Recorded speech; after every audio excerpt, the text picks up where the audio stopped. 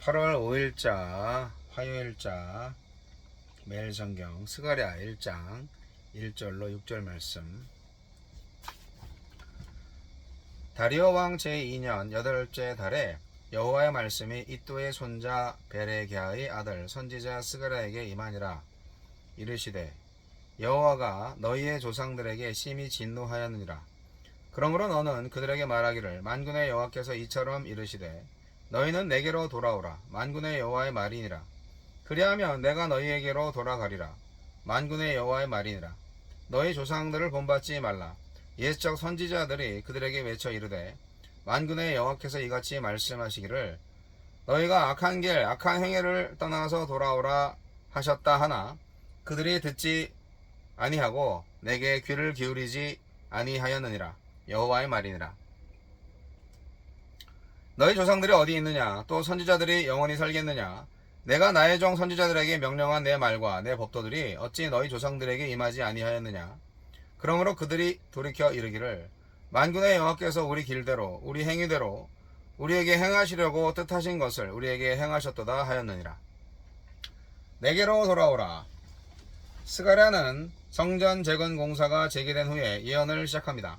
하나님은 내게로 돌아오라는 말씀으로 성전 재건이 하나님께로 돌아가는 결단이어야 함을 일깨우십니다. 하나님은 어떤 분입니까? 적당한 때의 말씀을, 필요한 말씀을 주십니다. 다리오 왕 제2년, 즉 주전 520년에 6월에 성전 재건 공사가 시작되었습니다. 학계 1장 14절로 15절 참조. 같은 해 7월 21일에 학계에게 임한 말씀에 따르면 백성은 솔로몬의 성전과 비교하면서 새 성전이 보잘것없어 보인다 하면서 의욕을 잃었습니다. 학계 2장 1절로 3절 참조. 8월이 되자 하나님은 스가랴에게 새로운 말씀을 주십니다. 새 성전을 통해 예루살렘을 회복하실 것을 여러 환상으로 보여주시며 성전 재건을 독려하십니다. 하나님은 지금도 우리에게 매일 필요한 말씀을 주십니다.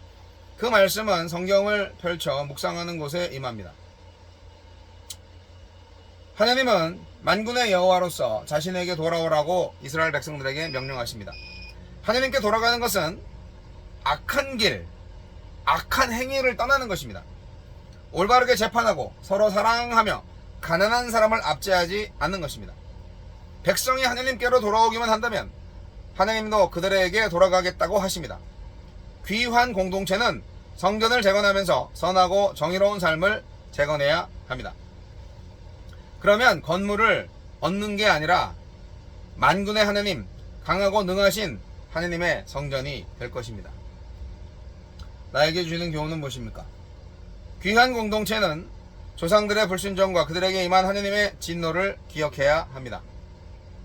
그래야 조상의 길을 떠나 말씀의 길로 갈 수 있고 조상의 불순종과 유배의 역사가 반복되지 않도록 막을 수 있기 때문입니다. 역사는 오늘을 위한 유산입니다. 지난 날을 기억하고 역사를 배울 때 더 나은 오늘을 맞이할 수 있습니다. 세대는 사라져도 하나님의 말씀은 사라지지 않고 세대를 뛰어넘어 성취됩니다. 악한 길에서 돌이키라는 말씀을 전한 선지자들이나 그 말씀을 듣고도 어긴 조상들은 모두 죽었습니다. 하지만 말씀은 그들과 함께 사라지지 않았습니다. 말씀은 살아 역사하여 유다 백성에게 저주로 심판으로 임했습니다. 하나님의 말씀은 변함없이 역동적으로 성취됩니다. 당장 손해보는 것 같더라도 말씀대로 살 때 말씀이 참된 복을 안겨줄 것입니다. 주여 매일 말씀을 묵상하며 악한 길에서 떠나 말씀의 길로 가게 하소서. 스가랴서 첫 시간이죠. 네. 페르시아의 왕 고레스가 바벨론을 점령한 후에 고레스는 옛 선지자들의 예언대로 예루살렘에 여호와의 성전을 건축하도록 바벨론에 포로로 끌려왔던 유다 백성들을 돌려보냈습니다. 이게 역대하 36장 그리고 스가랴 1장에도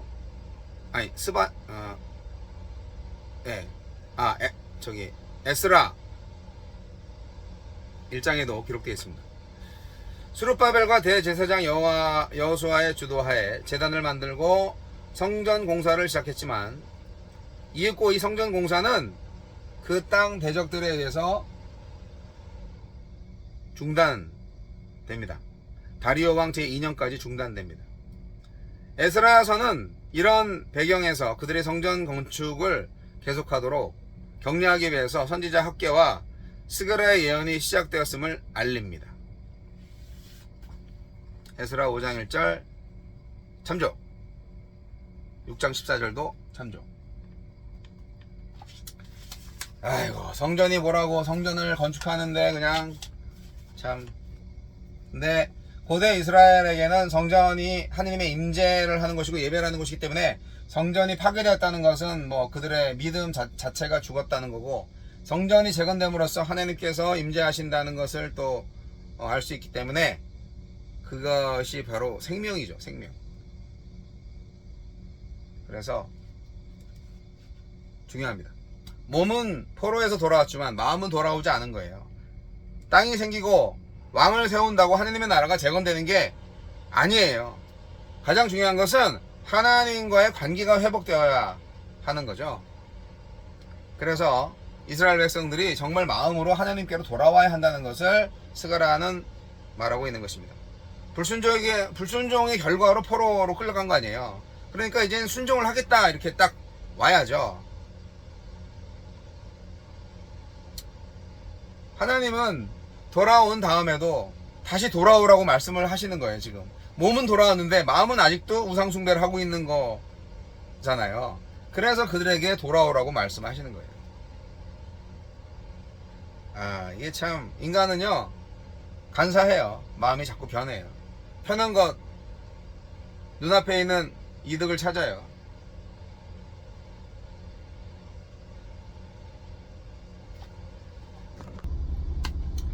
포로에서 돌아온 이스라엘은 그들의 조상들이 포로로 잡혀갔을 때랑 똑같았던 거예요.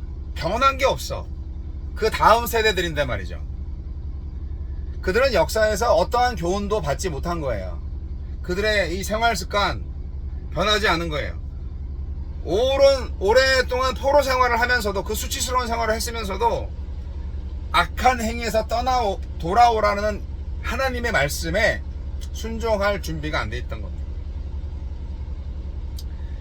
그래서 성전 건축이 먼저가 아니고 하나님과의 관계 건축이 먼저였다는 것을 깨달아야 했습니다. 하나님이 성전에만 있으면 뭐해? 백성들 가운데 거하셔야지. 그게 진짜 성전인데. 구약 성서 시대에도 똑같았다는 거죠. 성전만 건축하면 되는 게 아니라는 거죠. 건물이 있어도 하나님이 임재하시지 않으면 그 뭐가 소용이에요. 그곳이 성전이 아니죠. 모든 교회, 모든 예배당에도 마찬가지 아니겠습니까? 예배당만 빛가번쩍하게 해놓으면 뭐해? 예배 휘황찬란하게 아주 뭐 고급 엔터테인먼트의 그 첨단 기술로 화려하게 하면 뭐해? 하느님이 임재하지 않는다면 그 예배가 아니잖아요. 조상들은 영원하지 못합니다. 그들은 심판을 받아 멸망했어요. 하지만 하느님의 말씀은 영원합니다. 그렇죠? 우리도 영원한 말씀과 함께 영원히 살 수 있는 생명체인데, 우리가 하나님의 말씀에 순종하지 않으면, 하나님의 관계가 회복되지 않으면 결국 우리도 조상들처럼 영원하지 못한 존재가 되고 맙니다.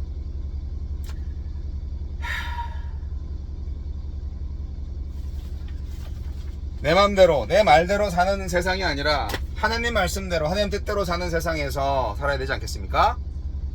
그것이 진정한 우리의 인생의 목적입니다. 하나님 나라에서 하나님의 백성으로 사는 것.